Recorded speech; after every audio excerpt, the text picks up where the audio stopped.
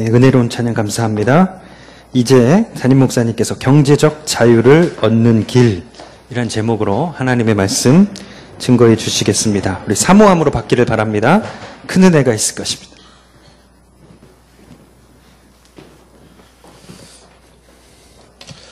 지난번에 이어서 우리 경제에 대한 이야기를 좀 합니다. 그냥 끝내도 되는데 끝내긴 조금 못다한 이야기들이 있어서 또 필요할 거라고 생각이 되어져서 이어서 합니다. 우리가 지난번에 했던 내용들을 이제 전제를 해서 오늘 경제적 자유를 얻는 길을 얘기를 좀 하려고 하는데요. 경제 비관론도 좋지 않고 경제 제일주의도 좋지 않고 경제생활의 목적, 개인적인 생활의 필요를 채우고 하나님의 능력을 깨닫게 하는 거고 또 이웃과의 나눔을 목적으로 하고 있고요. 비성경적인 경제생활은 빚지는 생활이에요. 차입 경영을 하지 말라 하는 것이고요. 차입에 관련된 거 불가피한 경우도 있을 수 있기 때문에 얘기를 했고요. 돈을 숭배하지 마라. 인생이 돈이 목적이 되면 안 됩니다. 돈을 위해서 뭔가를 하려고 하면 안 돼요. 직장도 돈을 벌기 위해서 직장 다니지 마시고요. 그렇게 하시면 안 되고 보다 더 숭고한 가치를 위해서 추구할 때 돈이 따라오게 하는 돈이 따라오게 돼야 되지 돈을 추구하는 그런 목적이 되면 안 됩니다. 그래서 돈의 노예인가 아닌가는 내가 돈에 의해서 움직여지는 사람인가 아니면 돈이 나에 의해서 움직여지는 것인가를 보면 되고요. 비성경적인 경제관 중에 하나는 이제 일확천금이라 해서 한순간에 한번 떼돈 벌어보겠다라는 거, 그거 좋지 않다는 얘기를 했습니다. 그래서 일하지 않고 소득을 벌려고 하는 것도 불로소득도 좋지 않다는 것이고요. 어떻게 하면 이제 성경적 재무관리에서 어떻게 하면 수입을 많이 늘릴 수 있을까 할 때 가장 첫 번째 방법은 근면, 부지런한 사람이 수입이 늘어납니다. 그 다음에 뭔가 일을 할 때는 아이디어, 창조적인 아이디어를 내라. 그리고 창조적인 경영을 하라. 그리고 바른 지출을 해라. 바른 물질관을 써라. 이런 것들 통한 모습들 얘기를 했습니다. 소비 행위에 있어서는요, 무원칙적인 소비라든지 편향된 소비 행위가 좋지 않다는 얘기를 했고요. 의식주 생활에서 가정 부양에 필요한 것, 그 다음에 사업 확장을 위한 것, 선교와 구제, 저축에 대한 것, 그리고 이제 기부에 대한 얘기를 좀 했습니다. 오늘은 이제 경제적 자유를 누리는 길이라는 얘기를 했는데, 제목이 경제적 자유. 이 제목은 사실 좀 거창하죠. 이게 한마디로 말하면 돈에서 좀 자유하고 싶은 사람들, 어떻게 하면 돈에서 자유할 수 있을까? 자, 한번 좀 물어보겠습니다. 난 돈 걱정 좀 안 하고 살았으면 좋겠다. 그럼 한번 손 좀 들어보세요.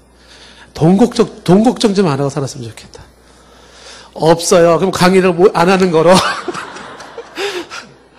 오늘 여러분에게 해당이 안 되는 거네요, 보니까. 네.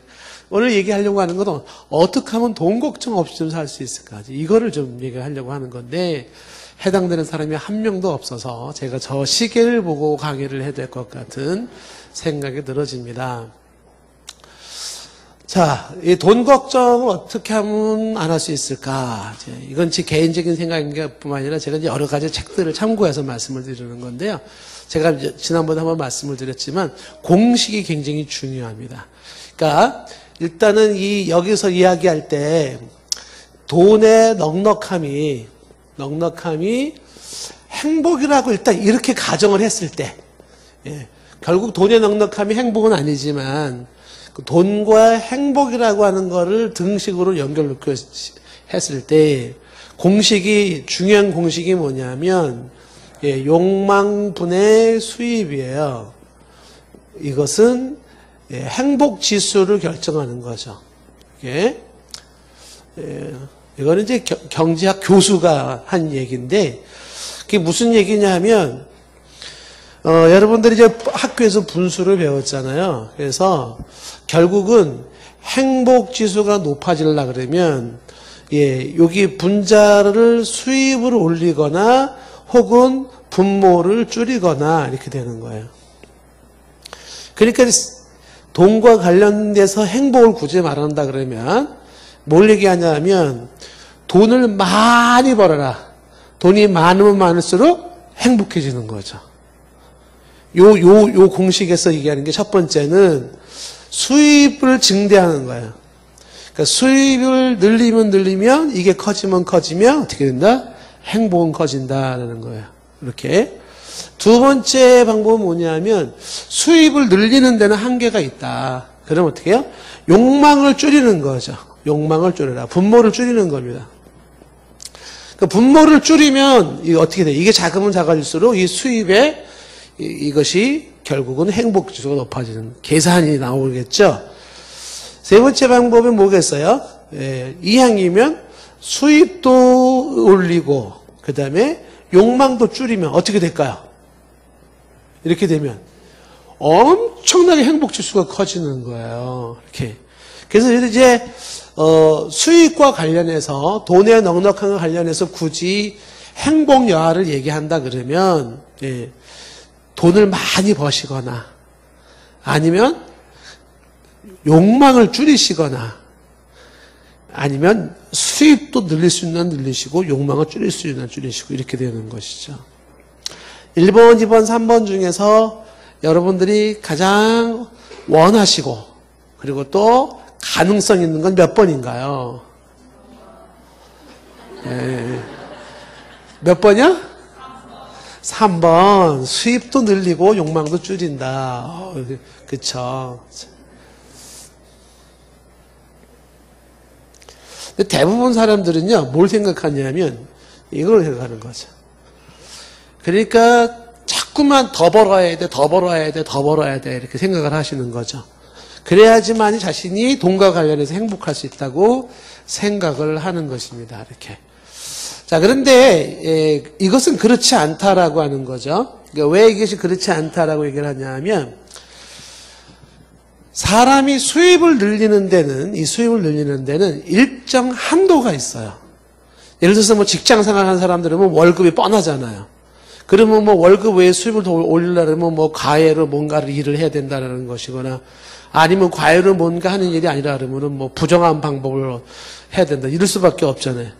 그렇기 때문에 수입이라고 하는 것은 일정한 수입의 증대는 한계가 있다라고 하는 것이에요.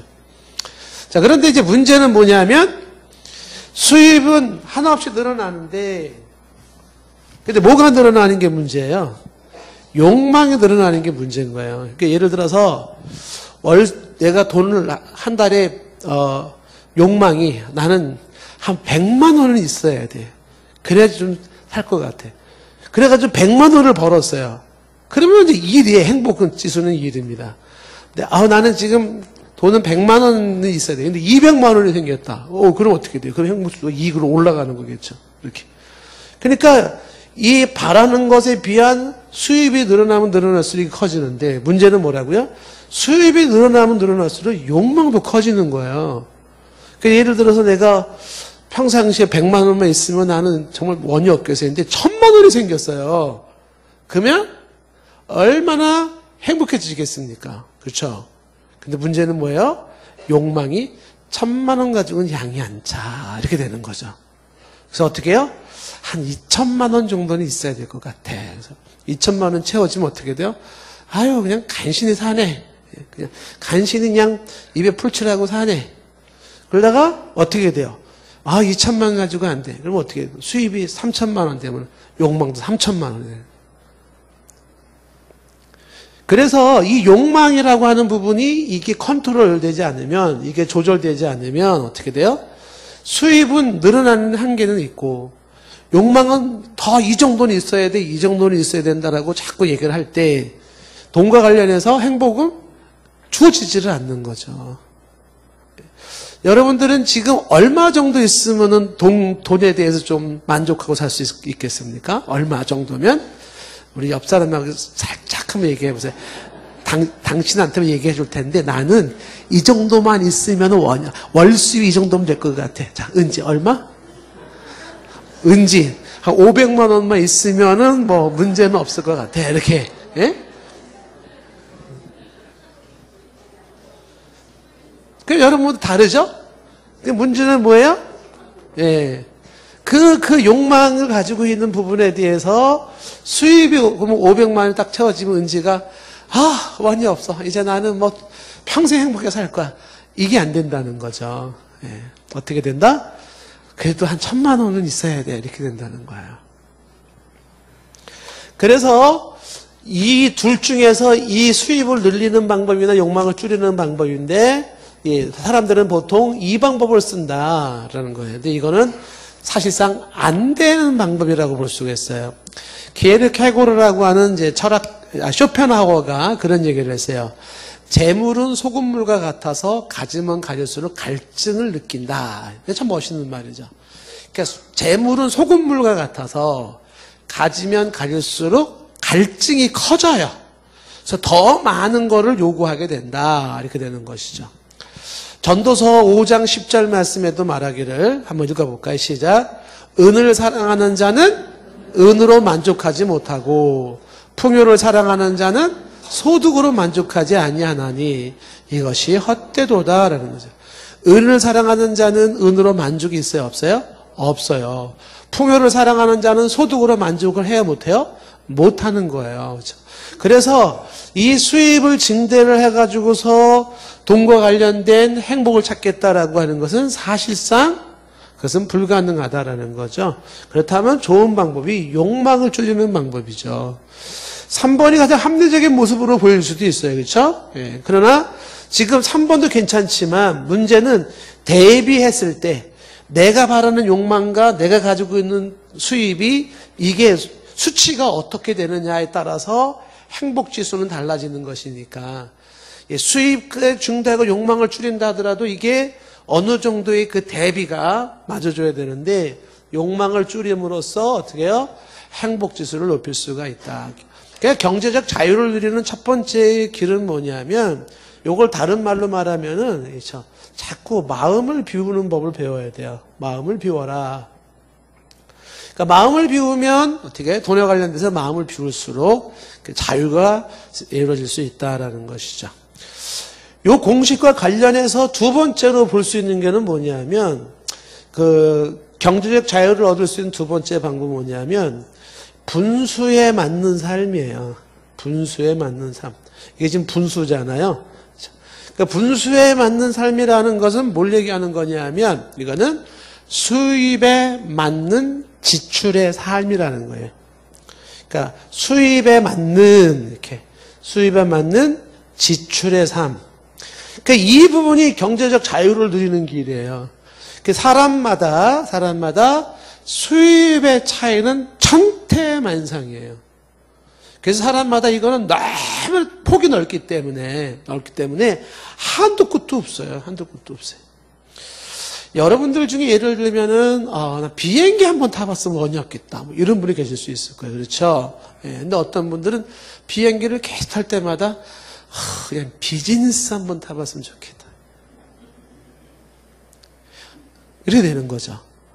그러니까 이게 끝이 없어지는 거예요. 그러면 자, 여러분들이 예를 들어서 뭐 어디를 간다 그러면 내가 무슨 뭐 고급 뭐 승용차를 타고 갈 것인지 아니면 비행기를 타고 갈 것인지 아니면 뭐 자전거를 타고 갈 것인지 아니면 걸어갈 것인지 어디를 가야 된다. 근데 어떤 사람은 저기를 가는데 헬리콥터를 타고 가버려요. 와, 겁나게 부럽네 그냥 촤. 근데 나는 헬리콥터는 고사하고 택시는 고사하고 버스는 고사하고 걸어가야 돼 이렇게. 그러면 우리에게 필요한 것이 뭐냐? 이게 수입에 맞는 삶이라는 것은 지출이라는 것은 뭐냐면 그때는 걸어가는 삶을 사는 거죠. 왜? 나는 지금 걸어가야 될 사람이지 차 탈 사람이 아니다라는 거예요. 그러니까 자신이 가지고 있는 수입에 맞는 지출의 삶을 살려고 할 때 경제적 자유가 주어진다는 것입니다. 우리가 보통 이야기할 때 허영을 버려라, 허영을 버려라, 혹은 탐심을 버려라 이렇게 얘기를 하잖아요. 그러니까 허영이나 탐심이나 혹은 과시욕이나 이게 다 뭐냐면 분수에 맞지 않는 삶을 말하는 거예요. 그러니까 내가 수입이 정해져 있는데 그 수입에 맞게 지출을 하지 않으니까 그거를 허용이라 부르는 것이고 탐심이라 부르는 것이고 과시욕이라고 부르는 것이거든요. 이거는 이런 식으로 허용, 탐심, 과시욕은 범죄 행위, 죄 짓는 행위예요. 그리고 이것은 하나님의 통치권을 거부하는 행위가 되어버리는 거죠. 그러니까 우리들이 가질 때 생각 중에 하나가 어떤 생각을 가지냐면은 지금 자꾸만 내가 정해져 있는 수입이 이렇게 좀 정해져 있는데 여기에 걸맞지 않는 지출의 삶을 자꾸 추구하려고 하는 것이. 그래서 생기는 게 그러다 보니까 이렇게 돼버리는 것이. 여러 데는 경제적 자유가 없어요. 늘 돈에 대한 구속과 구박 속에서 돈 못 벌어오는 남편이 한심해 보이고 어쩌다 지질이 이렇게 돈 복이 없나면 이렇게 되는 것이거든요. 근데 하나님은 사람마다 그 사람에게 맞는 수입을 허용하시거든요. 그러니까 내가 번 수입이 얼마냐라고 하는 거 아까 얘기했잖아요. 이건요 한두 끝도 없어요. 그렇기 때문에 이 정도가 없기 때문에 내가 주어진 그 수입의 한도에서 그냥 거기에 맞는 지출을 추구해 나가는 지혜를 필요로 합니다. 지출에 맞는 수입을 하는 게 아니라 수입에 맞는 지출을 추구하는 것이 지혜로운 방법이고 돈으로부터 자유한 방법이다 하는 거죠. 돈으로부터 자유해요. 이렇게 같은 맥락일 수가 있는데 경제적 자유를 누리는 세 번째 길이 뭐냐면 자족을 배워야 돼요. 오늘 성경에서 강조하는 부분이잖아요. 그 자족을 배워라라고 했는데 이 자족이라는 게 뭐냐면 스스로 만족하는 법을 배워야 되는 거예요. 만족하는 법. 빌립보서 4장 11절 말씀에 말하기를 내가 궁핍함으로 말하는 것이 아니라 어떠한 형편에 있든지 나는 자족하기를 배웠노니 어떠한 형편에 있든지 나는 자족, 스스로 만족하는 법을 배웠어요. 그래서 이어지는 12절에 나는 비천에 처할 줄도 알아요. 풍부에 처할 줄도 알아요. 모든 일에 배부름과 배고픔과 풍부와 궁핍에도 처할 줄을 아는 일체의 비결을 배웠다. 이거 배워야 되는 거죠. 어떤 사람은 가난에 잘 대처를 못하는 사람도 있고 어떤 사람은 풍부에 잘 대처를 못하는 사람도 있어요. 크리스찬은 가난 속에서도 잘 대처할 수 있고 풍부할 때도 그 풍부함으로 인해서 범죄하지 않을 수 있도록 대처할 수 있는 어떠한 형편에 있든지 스스로 만족할 줄 아는 법을 배우는 것이 필요하다는 거예요. 그래서 자족을 배우면 배울수록 경제적 자유가 그에게 주어진다는 거예요. 자족. 스스로 만족하는 법을 배우는 것이 필요하다는 거죠. 자, 성경에 계속 이렇게 얘기합니다. 히브리서 13장 5절 말씀 보시면은요. 돈을 사랑하지 말고 있는 바를 족한 줄로 알라. 있는 바. 여러분 지금 현재 있는 게 뭐예요? 1,000원밖에 없어요? 족한 줄을 아세요. 족한 줄을 알아. 어떤 사람은 1,000원이 없어서 지금 굉장히 힘들어하는 사람도 있을 수 있을 거예요. 그렇죠? 있는 바를 족한 줄 알아. 그같이 말씀하시기를 뭐라고 말해요? 내가 결코 너희를 버리지 아니하고 떠나지 아니하리라 그랬어요. 이어지는 6절 말씀에 그러므로 우리가 담대히 말하는데 주는 나를 돕는 이시니 나를 돕는 이가 누구예요? 주님이시니 내가 무서워하지 아니하겠노라. 사람이 내게 어찌하려 그랬어요. 그래서 돕는 이가 주님이 계시기 때문에 13장 5절 말씀에서 어떻게 해요? 있는 바를 족한 줄로 알라. 그러니까 1차적인 작업이 뭐냐면 현재 상태에 감사할 줄 아는 거예요. 이게 자족한다는 게 감사할 줄 아는 거예요.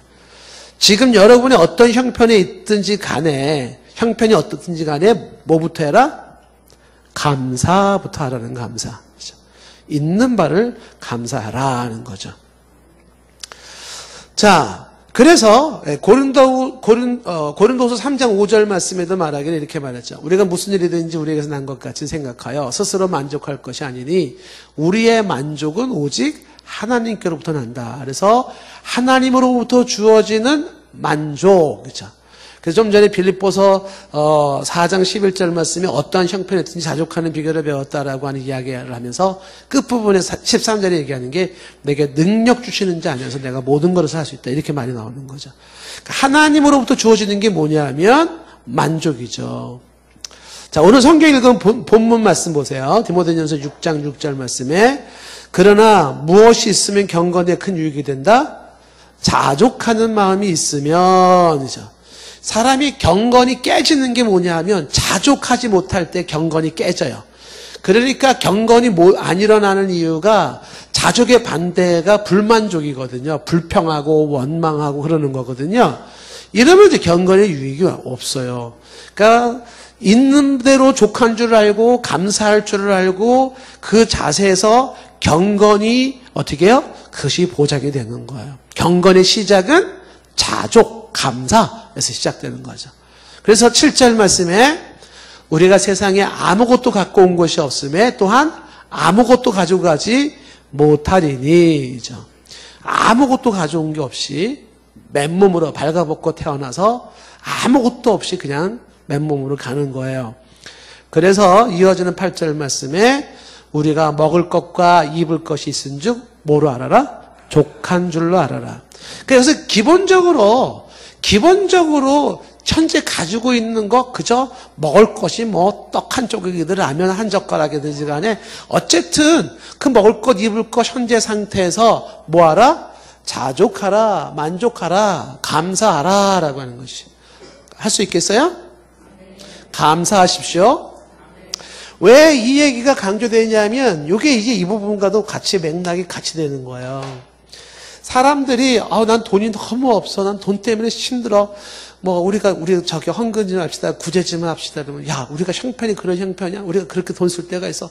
사람들이 막 얘기를 하지 않겠습니까? 우리는 돈에 쪼달리고 해서 돈에 너무 힘들어. 이렇게 말하는 사람들 있잖아요.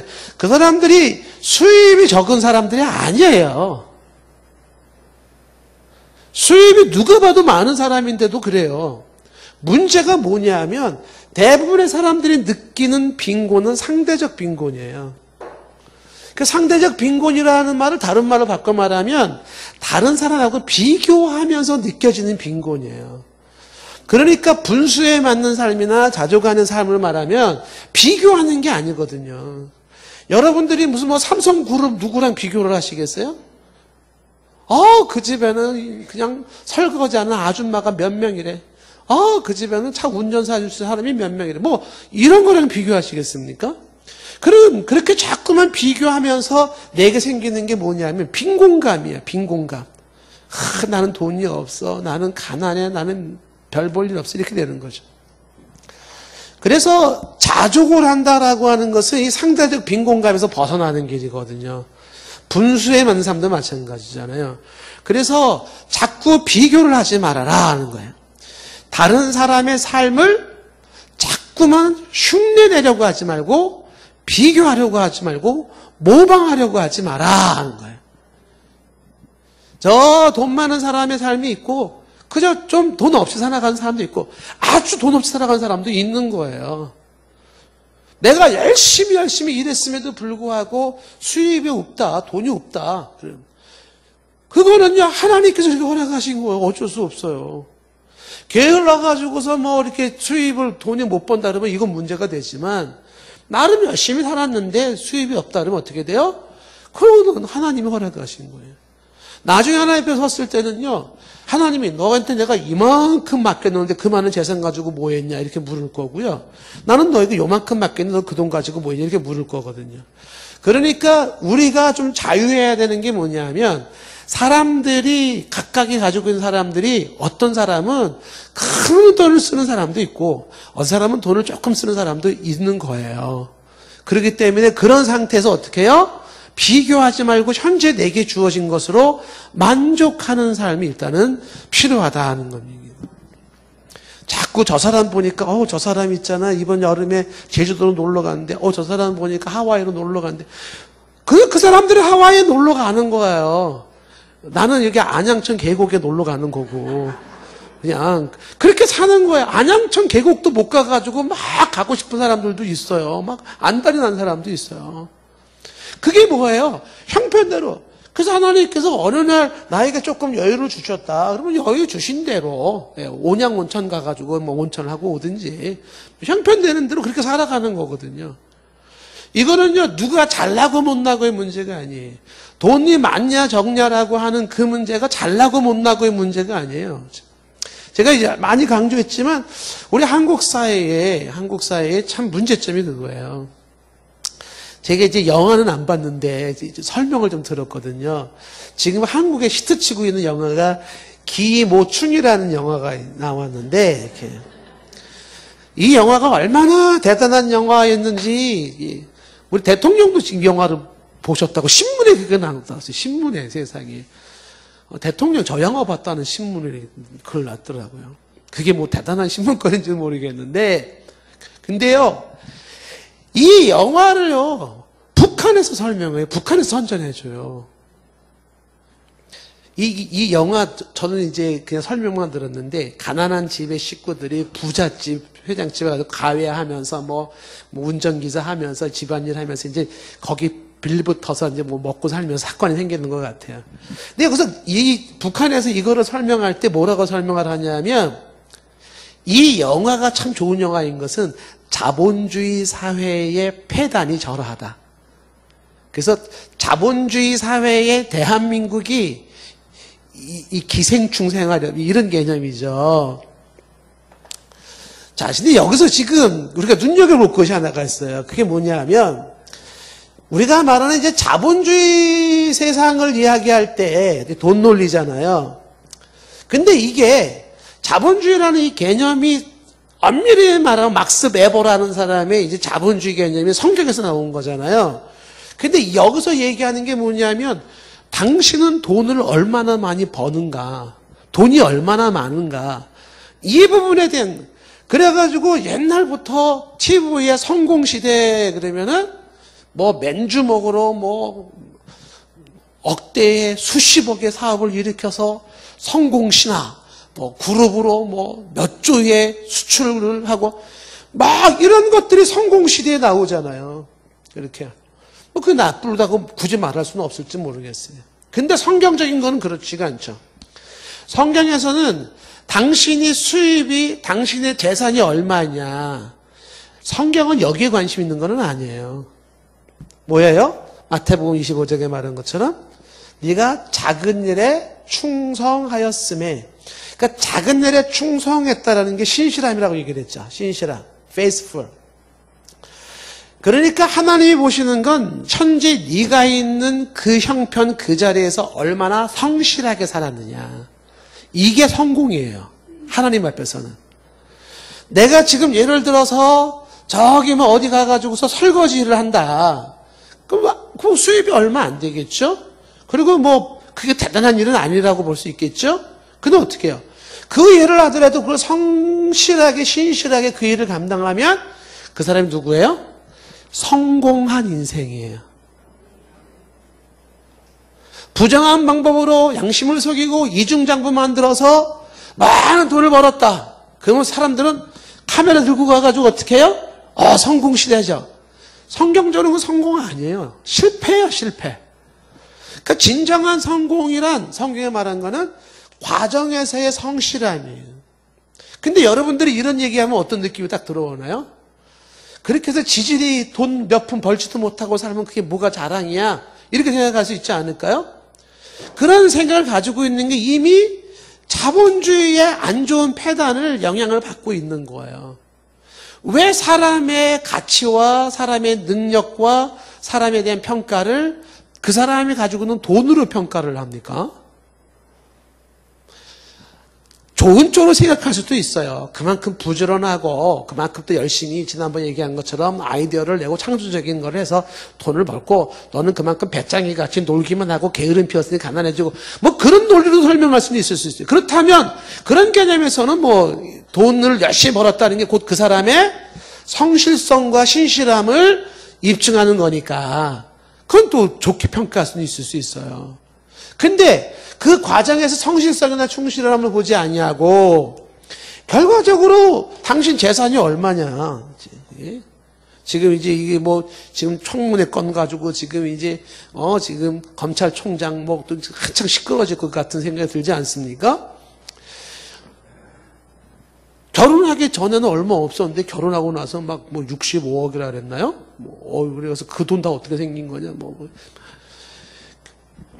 그거는 뭐 이제 별개로 얘기를 할 수 있겠지만 결과적으로 뭐냐면 자본주의의 폐단이라고 볼 수 있는 것은 돈으로 그 사람을 평가하기 시작하는 게 우리 속에 들어있어서 돈을 얼마를 쓰고 있습니까로 그 사람의 능력과 그 사람의 어떤 가치와 그 사람을 평가해버리는 이 잣대가 문제예요. 그래서 사람들은 어떻게 해요? 지난번에 얘기했잖아요. 있어 ability. 있어 보이는 능력. 그 있어 보이는 능력을 어떻게 해요? 그러다 보니까 자꾸만 수입에 맞지 않는 지출로 자기를 치장하고 과시하고 드러내려고 하고 그런 상태에서 자족은 없어요. 만족은 없어요. 늘 그냥 불만족에 시달리고 있는 것이죠. 그래서 성경에서 가르치고 있는 뭐냐면 경건의 시작은 뭐다? 자족하는 법이에요. 있는 바를 족한 줄을 아시고 일단은 감사하는 모습이 필요하다는 것입니다.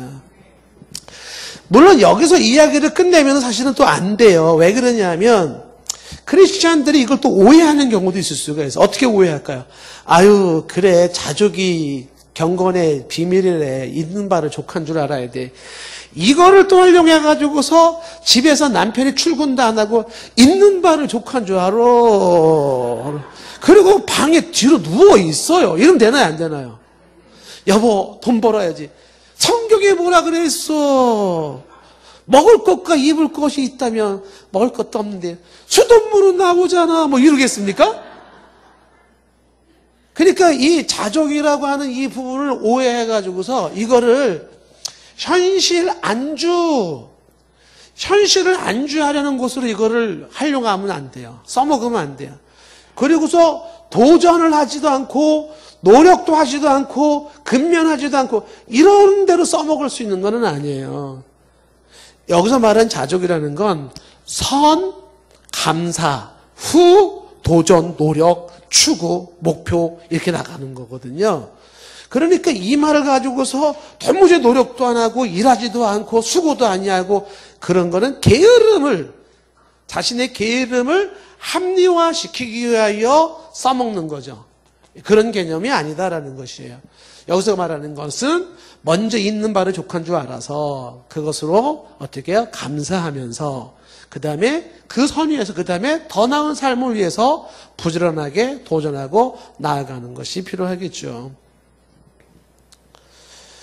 경제적 자유를 누리기 위해서는요. 자족을 배워라. 여러분 혹시 저녁 안 드신 분 계십니까? 자족을 배우셔야 돼요. 이렇게. 저녁 안 먹을 수도 있어요. 네, 그러다가 내일 혹시 거한 식탁에 차려지면 또 그곳에도 또 거기에도 거한 식사도 거할 줄을 알고 말이죠. 예? 어떤 때는 막 더러운 청소 막 할 수도 있고 막 온몸이 더럽게 막 더러운 일. 그러다가 어떤 때 또 넥타이 딱 메고 호텔 딱 갈 수도 있는 거고. 그러다 또 어떤 데는 또 막 그냥 뭐 쓰레기 가지고 막 할 수도 있고. 그러다가 또 어떤 때는 또 우아한 모습으로 또 빨갛게 칠하고 또 이렇게 탁 해가지고 이렇게 또 막 딱 뭐 이럴 수도 있고 저럴 수도 있는 거예요. 그런 거는 자족의 비결이 그런 거예요. 풍부에 처할 줄도 알고 비천에 처할 줄도 알아. 칠할 때도 있고 못 칠할 때도 있고 뭐 그런 거거든요. 그렇죠? 세울 때도 있고 못 세울 때도 있는 것이고 그렇죠? 넥타이 멜 때도 있고 못 멜 때도 있는 것이고요. 뭐 그런 거죠. 그게 자족이에요. 자족. 그 다음에 이제 네 번째로 자족을 배우는 길이 뭐냐면 성경적으로 이게 믿음과 관련되어 있어요. 주님에 대한 깊은 신뢰입니다. 신뢰. 그러니까 경제적인 자유는요. 그 사람이 주님에 대한 믿음 여호와와 관련되어 있습니다. 그러니까 주님이 모든 돈의 주인이다. 주님께서 우리의 필요를 채우신다. 내가 제대로 된 모습으로 살아갈 때는요. 주께서 나의 경제 생활을 책임질 거라고 하는 그 믿음. 그 믿음, 주님에 대한 신뢰 여부가 경제적 자유를 결정해요. 다시 말하면 주님을 믿지 못하면 주님이 채우신다, 주님이 공급하신다, 주님이 지출을 막아주신다, 이런 거를 신뢰할 수 없으면 자족이 안 되는 것이죠. 그래서 크리스찬들은 뭘 배워야 되냐 하면, 한번 따라해보세요. 돈의 주인은 하나님이시다. 맞습니까? 아멘 소리가 작아요. 돈의 주인은 하나님이다라는 것이에요. 제가 이제 많이 얘기를 하지만은요, 돈이 주인이 내가 아닌 게 분명한 이유는 있잖아요. 여러분, 돈이 지금 지갑에 돈이 있죠? 없어요? 다 집에 놔두고 왔어요? 네. 좋아요. 그럼 집에 있는 돈을 한번 생각해요. 아니, 통장에 있는 돈을 생각해 보세요. 통장에 돈이 있는 거 생각해 보세요. 그거 내 돈 맞나요? 내 호주머니에 있는 돈 내 돈 맞나요? 혹은 은행에 넣어둔 돈은 내 돈 맞을까요? 그게 내 돈이 아닌 것을 증명하는 건 간단해요. 내 뜻과 상관없이 지출로 다 나가버려요. 이건 내 돈이야. 내가 절대 안 놔. 그렇다고 이게 탁 내 손에 있을까요? 쭉 빠져나갈 일거리들이 얼마나 많은지 몰라요. 여러분, 돈이 내가 주인이기 때문에 내 맘대로 할 수 있을 것 같은데 그렇지가 않아요. 이게 돈이 내 뜻과 상관이 없이 정말 힘없이 슉슉슉슉 나가버려요. 이게 뭔가 누군가가 이 돈을 주장하는 분이 따로 있다는 게 느껴지지 않습니까? 자, 성경에 학개서 2장 8절 말씀에 학개서 2장 8절 은도 내 것이요 금도 내 것이라 만군의 여호와의 말이니라 그랬어요. 그러니까 금도 은도 하나님의 것이다. 이건 뭐냐면 하나님이 물질을 주시고 있게 하시고 거둬가시고 한다는 거예요. 역대상 29장 10절부터 말씀 쫙 보세요. 다윗의 이야기가 쭉 보시면 그 내용 중에 다윗이 온 회중 앞에서 여호와를 송축하며 이르되 우리 조상 이스라엘 하나님의 여호와여 주는 영원부터 영원까지 송축을 받으시옵소서. 그러면서 계속 읽어보겠습니다. 보세요. 여호와의 위대하심과 권능과 영광과 승리와 위엄이 다 주께 속하였으니 천지에 있는 것이 다 주의 것이로소이다. 여호와의 주권도 주께 속하였으니 주는 높으사 만물의 머리심이니이다. 12절 돈이죠. 부하게 되는 거. 귀, 사람이 존귀해야 되는 거잖아요. 부와 귀가 주께로 말미암고 주는 만물의 주자가 되사 손에 권세와 능력이 있사오니 모든 사람을 크게 하심과 강하게 하심이 주의 손에 있나이다. 13절 우리 하나님이 이제 우리가 주께 감사하며 주의 영화로운 이름을 찬양하나이다. 나와 내 백성이 무엇이건 이처럼 즐거운 마음으로 들을 힘이 있었나이까. 즐거운 마음으로 들을 힘이 있었나이까. 모든 것이 주께로부터 말미암았사오니 우리가 주의 손에서 받은 것으로 주께 드렸을 뿐이니이다. 15절 말씀에 우리는 우리 조상들과 같이 주님 앞에서 이방 나그네와 거류민들이라 세상에 있는 날이 그림자 같아서 희망이 없나이다. 우리 하나님 여호와여 우리가 주의 거룩한 이름을 위하여 성전을 건축하려고 미리 저축한 이 모든 물건 저축했잖아요. 저축한 이 모든 물건이 다 주의 손에서 왔사오니 저축한 게 어디에서 왔다? 주의 손에서 왔사오니 다 주의 것이니이다. 17절에 나의 하나님이여 주께서 마음을 감찰하시고 정직을 기뻐하시는 줄을 내가 아나이다. 내가 정직한 마음으로 이 모든 것을 즐겨 드렸사오니 이제 내가 또 여기 있는 주의 백성이 주께 자원하여 드리는 것을 보니 심히 기쁘도소이다. 여러분 이게 쭉 내용이 다 뭐냐면 모든 소유 돈을 보냈던 소유의 주인은 바로 주인님 하나님이라는 것을 강조하고 있는 것입니다. 그래서 돈의 주인이 하나님이라는 이 말은 다른 말로 말하면 돈의 공급, 이 공급도 이건 하나님이 하는 거예요. 돈의 공급은 하나님으로부터라 이렇게 보는 거죠. 물론 하나님께서 어느 날 갑자기 뭐 이렇게 돈을 뚝 떨어뜨리는 방법은 아니에요. 그런 거 아니에요. 길을 갔는데 1억 주셨다 뭐 이렇게 받는 방법은 아니지만 하나님께서 필요하다 그러면은 직장을 열어주시기도 하고 혹은 일거리를 만들어주시기도 하시면서 어떻게 해요? 필요한 돈을 채워주셔요. 그래서 공급의 근원은 하나님이라는 것이 주님에 대한 돈에 관련된 신뢰입니다. 여러분 제가 일전에 요한복음 15장 말씀을 드렸죠. 요한복음 15장 5절 말씀에 포도나무에서 말하기를 예수님이 나는 포도나무여 너희는 가지니 이렇게 말하면서 뭐라 그래요? 너희가 내 안에 내가 너희 안에 있으면 그 사람은 열매를 많이 맺나니 나를 떠나서는 포도나무를 떠나서는 가지인 너희가 열매를 낼 수 없다는 거잖아요. 가지에 포도가 열려요. 근데 이 포도는 가지가 만드는 게 아니에요. 이 포도나무 뿌리에서부터 영양분이 올라와서 포도나무에서 포도를 만드는 거예요. 그러면 이 가지는 역할이 뭐예요? 이 가지는 포도나무에 잘 붙어 있기만 하면 되는 거예요. 붙어 있기만 하면.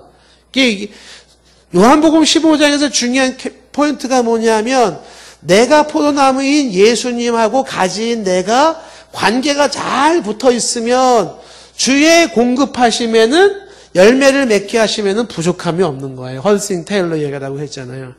그래서 하나님 앞에서 바른 삶을 살면서 목적이 선하고 방법이 선할 때 하나님의 공급하심에는 부족함이 없는 거죠.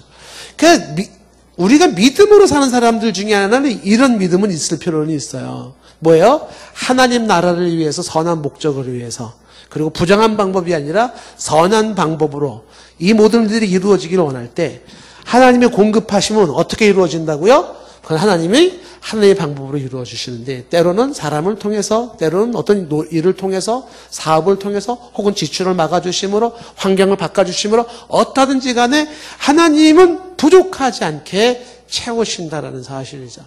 그래서 크리스찬들이 하나님에 대한 물질의 주인이고 물질에 공급하시는 분이 하나님이라는 생각을 확실히 가져주셔야 돼요. 미국의 시카고에 가면은 이제 무디 신학교가 있어요. 부러운 학교 중에 하나인데, 여러분 무디 교회도 있습니다. 시카고에 가면.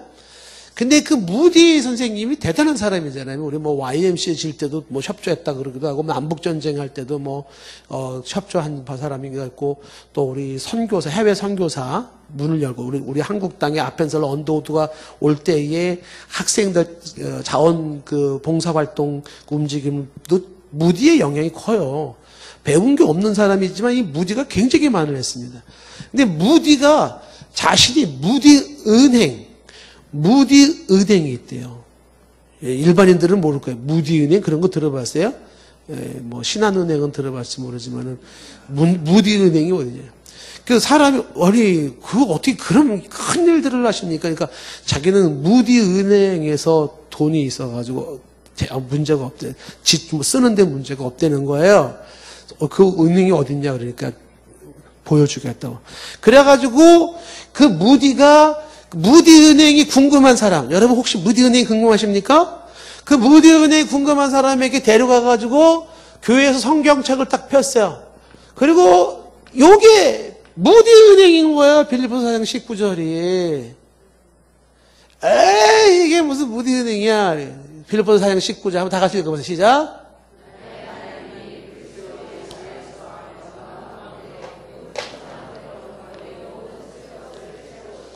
저 말을 가지고 무디가 얘기하는 게 뭐냐면 우리 은행의 은행장은 나의 하나님이시에요. 은행장.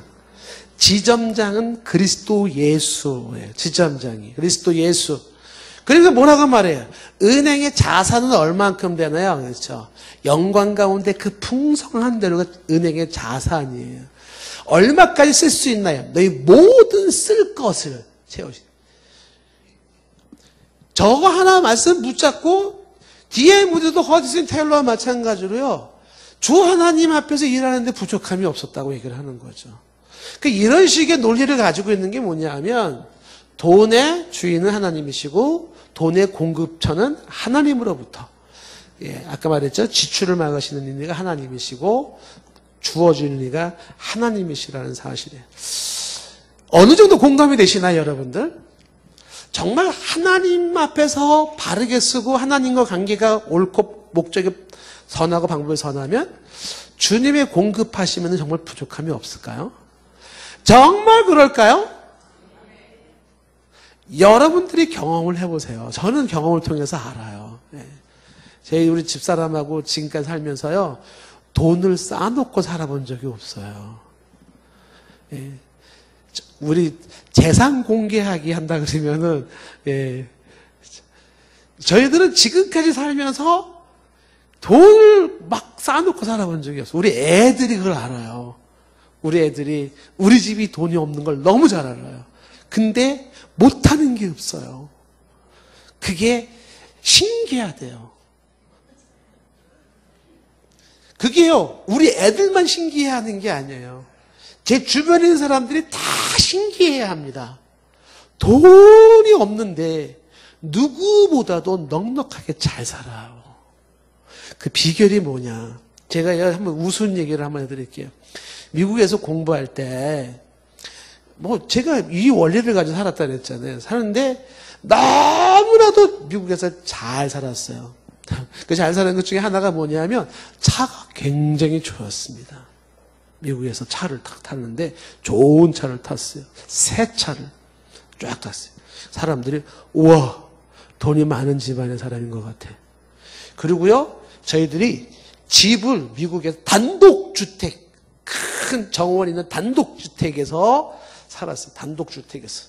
그 집에 방이 몇 개, 벽난로가 있고, 앞에는 막 잔디밭이 있고, 뒤에도 막 잔디밭이 있고, 여기서 토끼들이 막 태권도하고 격투기하고 막 다람쥐들이 왔다 갔다 하고, 너무 사람들이 와, 저런 집에서 저런 차를 가지고 얼마나 잘 사나 궁금한 거예요. 다 사연은 있어요. 이 집 같은 경우에는 선교사님이 저걸 경매 받아가지고서 다 쓰러져 가는 거 저한테 맡겨가지고 제가 다 집수리 해가지고 고쳐가지고 쓰면서 그러고서 이제 그 경매 그 은행 조금만 이제 돈을 내고 쓰고 했었어요. 여러 사연이 있지만 사람들 봤을 때 너무 잘 살아요. 그러니까 이제 그 학교 선배 하나가 그게 궁금한 거예요. 유 목사님은 집에 재산이 많은가 봐요. 그래서 아니요. 근데 어쩜 이렇게 넉넉하게 잘 살아요? 그래요. 그래서 제가 하나님이 주신 까마귀를 통해서 공급하시면 산다 그랬어요. 그러니까 그분이 하는 말이 어떻게 유 목사님한테는 큰 까마귀가 몰려오는지 그 비결을 좀 가르쳐 달라는 거예요. 그래서 그거를 뭘 비결을 가르쳐 주냐. 근데 이분이 화장실까지 따라 들어와가지고 비결을 가르쳐 달라고 도대체 어떻게 아주 큰 까마귀가 와가지고 그렇게 공급을 하는지 알고 싶다는 거예요. 저는 지금도 우리는 마찬가지죠. 똑같아요. 예. 정말 이 물질의 주인은 하나님이라는 생각을 가져주시면 하나님께서 필요한 데에 의해서 목적이 선하고 방법이 선하면 주의 공급하시면 부족함이 없어요. 포도나무 위에서 주님과의 관계. 빌립보서 4장 19절 말씀에 너희 모든 쓸 것, 필요한 것, 욕심을 채우시는 하나님이 아니에요. 너희 모든 욕심을 채우시리라가 아니라 너희 모든 쓸 것을 채우시는 하나님이시라고 얘기를 하고 있는 것이죠. 그래서 경제적 자유를 누리는 방법 중에 하나가 뭐냐면 주님에 대한 깊은 신뢰를 가질수록 경제적인 자유를 누릴 수가 있다는 것이고요. 만약에 공급이 필요한데 돈이 안 생길 수 있다. 그러면 어떻게 될까요? 그러면 예를 들어서 이 원리를 가지고 살아가는 사람들은 그러면 돈 걱정 없이 평생 사냐? 그러지 않아요. 돈 걱정 오는 날이 계속 있죠. 어이슨 테일러도 그랬고 D.L. 무디도 그렇고 저희도 마찬가지겠죠? 돈 걱정이 주어질 수 있죠. 이 돈 이달에 써야 되는데 돈이 없어. 어떡하지? 그런 걱정 생깁니다.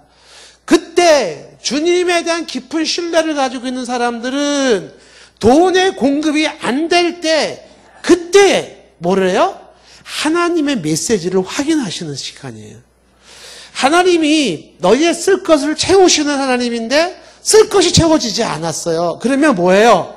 뭔가 하나님은 돈을 통해서 말씀하신 하나님이니까 하나님이 주시고자 하는 메시지가 있다라고 하는 거죠. 혹시 물질 관리가 제대로 되고 있는지 돌아봐야 되고, 혹은 내가 하고 있는 이 일이 하나님이 기뻐하시는 일인지 돌아봐야 할 것이고, 혹은 지금 나보다 더 어려운 이웃은 없는지 그 메시지가 있을 수도 있고요. 혹은 좀 더 겸손함으로 좀 더 인내하며 좀 더 인생의 의미를 깨달으라고 하는 메시지는 아닌지 여러 가지 메시지를 발견할 필요가 있죠. 하나님이 필요한 돈을 공급하지 않을 때 뭐 한다? 거기에는 하나님 뭔가 하시고 싶은 말씀이 있다는 거예요. 그게 뭐냐에 귀를 기울이는 게 중요한 거예요. 억지를 필요가 없어요. 자족의 비결을 배우고 있는 한은 억지 쓰고 막 강제로 할 필요가 없는 거예요. 막으시면 어떻게 해요? 그럼 막는 거예요. 먹을 게 없다. 그럼 금식하는 거예요. 막말로. 그럼 금식 맨날 금식하면 어때? 맨날 금식하는 거예요. 근데 죽으면 어때? 그럼 죽으면 끝나는 거예요, 그냥. 주님께서 죽어라 그러면 죽는 것이 뭐 어떻게 하시겠어요? 주께서 공급하시는 대로 살아가는 게 인생인데, 그러니까 하나님 앞에서 원칙을 가지고서 주께서 주시는 대로 안 주시면 왜 이 피를 안 주어주실까? 이게 꼭 있어야 되는데 왜 이거 안 주실까? 그럼 어떻게 돼요? 거긴 뜻이 있다라고 하는 것이죠. 얘기의 포인트는 뭐냐면 주님에 대한 믿음 여하가 경제적 자유를 결정한다는 거예요.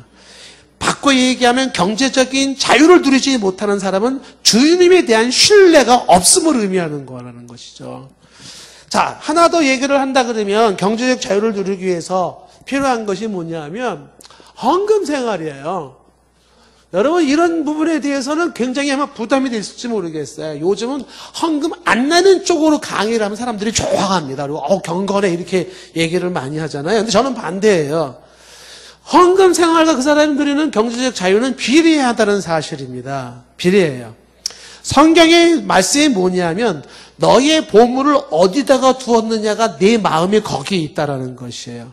그러면서 주님 하신 말씀이 마태복음 6장 19절 말씀하는 말씀이 뭐냐면 보물을 땅에 쌓아두지 말아라. 거긴 좀과 동록에 있어야 해야 하는데 그 도둑이 구멍을 뚫고 도둑질한다는 거죠. 20절 말씀에 보물을 하늘에 쌓아둬라 하죠. 거기는 좀이나 동록이 해야지 못하고 도둑이 구멍을 뚫지 못해 도둑질도 못한다는 것이죠. 그리고 21절에 말하기는 뭐라냐면 내 보물이 있는 그곳에 내 마음도 있느니라 하죠. 성경에서 얘기하는 아주 희한한 역설이 뭐냐면 지난번에 제가 한번 얘기했잖아요. 주라, 기부하라, 베풀어라 그랬잖아요. 누군가를 섬기느냐고 베풀고 주잖아요. 이건 뭐라고요?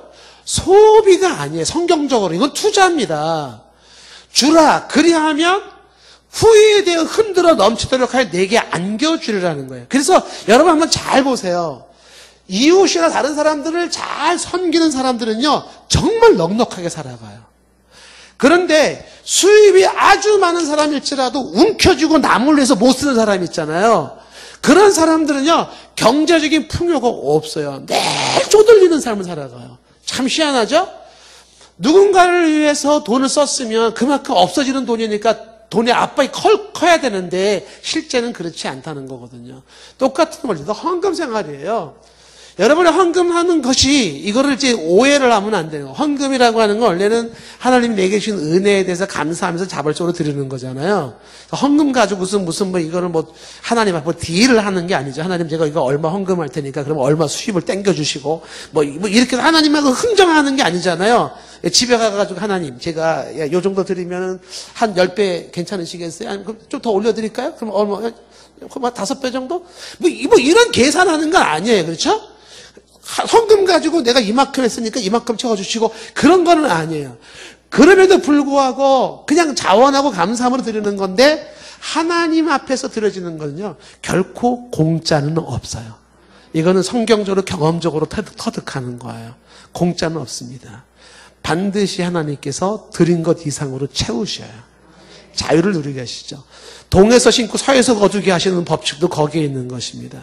그래서 하나님 앞에 헌금 생활을 잘하는 것은 오히려 그것은 경제적 자유를 누리는 길이에요. 11조의 개념이 그런 개념 아니겠어요? 여러분 11조를 드리면 10가지 중에서 10분의 1을 주님 앞에 드리잖아요. 11조를 10분의 1을 드리는 거잖아요. 그 11조라고 하는 걸 가지고 이거 가지고 구원 여부를 어쩌고 하나님의 축복이 어쩌고 그런 얘기를 논할 거는 아니에요. 중요한 게 뭐냐면 하나님이 우리에게 아까 그 다윗이 말한 것처럼 천지에 있는 게 다 주의 것이고 저축한 것도 주의 것이라고 했잖아요.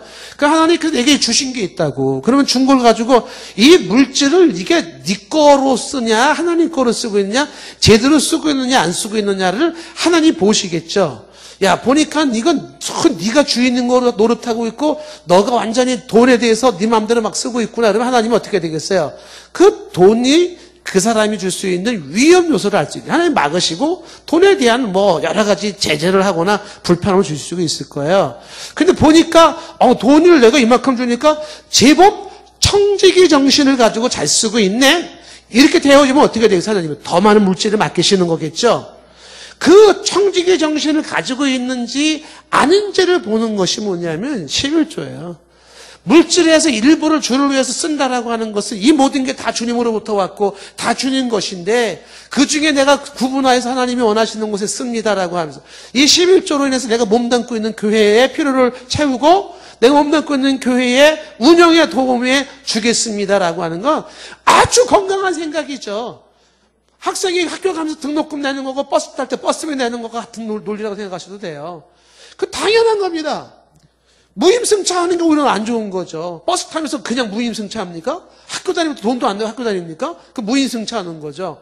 그러니까 11조를 낸다라고 하는 것은 마땅한 본분이고 이 11조를 낸다는 것은 뭐예요? 하나님 물질을 제대로 쓰고 있다는 거예요. 그래서 이 11조를 제대로 하는 사람에게 더 많은 물질이 채워진다라고 하는 것은 거래와 흥정 개념이 아니라 하나님이 정말 채우시는, 설령 안 채워도 괜찮아요. 왜? 나는 받은 바 은혜에 감사를 드리는 거예요. 그런데 하나님은 결코 받기만 하고 가만히 계시는 분이 아니더라는 거예요. 경험적으로 보더라도. 드릴 줄 아는 사람에게 더 많은 걸 주어서 어떻게 해요? 그 물질을 관리하게 하신 하나님이라는 거죠. 만약에 물질의 주인이 하나님이라는 생각이 없다 그러면 이런 이야기는 하나도 통하지가 않아요.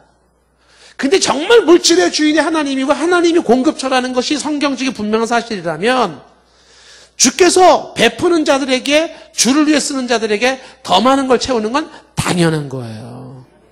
여러분, 제가 얘기하는 게 이런 헌금 생활을 하나님 앞에 흥정하라 그렇게 가리킨 거 아니에요. 하지만 하나님 앞에 드려지는 것만큼 하나님은 채우시고 역사하시는 것 또한 부정할 수가 없다는 것이죠. 미국에서 15개 교단에서 통계를 냈는데 1년에 15개 교단의 선교비가 2억 불이래. 2억. 1년 선교비가 2억 불. 그 해에 입술에 바를 립스틱에 쓰인 돈이 4억 6천 불. 선교비는 2억인데 립스틱 쓴 비는 4억 6천 불. 샴푸에 구입해 쓴 돈이 950억 불. 영화 스포츠 관람하는데 쓴 돈이 2,700억 불. 선교비는 2억 불.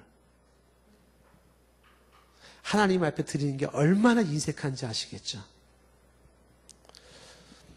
이 외에도 경제적 자유를 누리는 길이 예를 들어서 뭐 동업에 유의해야 되고 술이나 뇌물이나 분위기에 따라서 흥정하지 마시고 성도 간에 돈거래를 하지 않는 것이고 여러 가지가 있을 수 있을 거예요. 경제적 자유는. 오늘은 이제 우리가 이 정도로 얘기를 할 때 욕망분의 수입이라는 개념을 기억해 주시면 좋겠고, 분수에 맞는 사람은 수입에 맞는 지출을 추구해야 한다라는 것이고, 풍부에 처할 줄도 알고 비천에 처할 줄도 알아 있는 먹을 것과 입을 것이 있는 족한 줄을 아는 자족의 삶을 배우면서 주님에 대한 깊은 신뢰 그리고 정당하고 바른 헌금 생활을 통하여서 우리는 경제적 자유를 누릴 수가 있다는 사실입니다.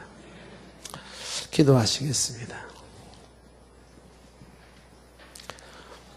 평생 살아가면서 돈 때문에 고민하고 또 돈을 위해서 저희들이 고군분투합니다. 어떻게 보면 돈이 인생에 가장 중요한 것 같고 돈이 하나님의 역할을 대신하는 것 같습니다. 하나님, 그러한 생각에 빠지지 않도록 우리의 생각을 바로잡아 주시옵소서. 경제적 자유를 주 안에서 누리기를 원합니다. 주신 이도 여호와시요 취하신 이도 여호와십니다.